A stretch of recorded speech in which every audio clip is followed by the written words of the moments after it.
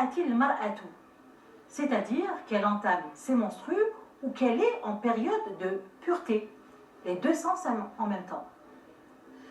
Cette alternance physiologique va permettre le renouveau via la rencontre des gamètes femelles et mâles, leur interaction, leur rassemblement.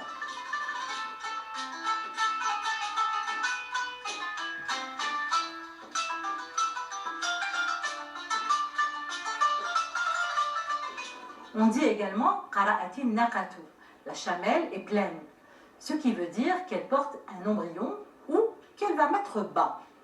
On parle d'accouchement, de nouveau, de renouveau.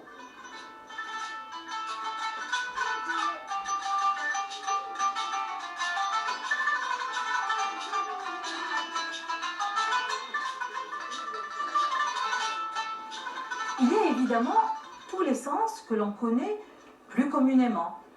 Lire, étudier, réciter. Et pour lire, il faut rassembler des lettres, les rendre dépendantes les unes des autres pour créer les mots, puis les phrases et enfin les idées.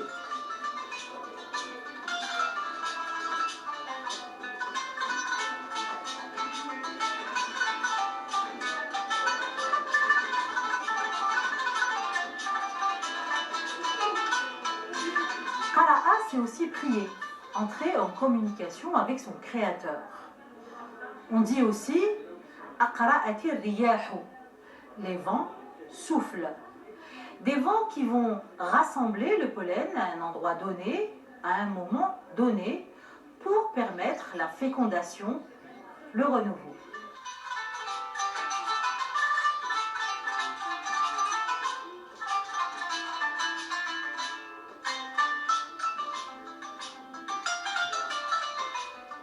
Le mot qara'a veut dire aussi rassembler ce qui est dispersé.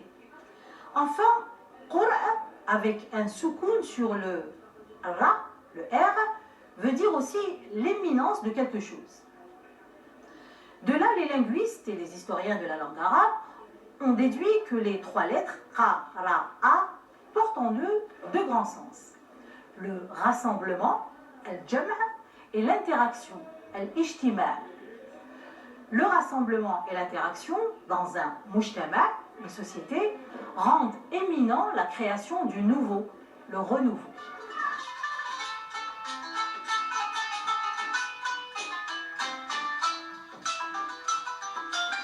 Al-Qur'an rassemble et fait interagir les gens les uns avec les autres et crée le nouveau.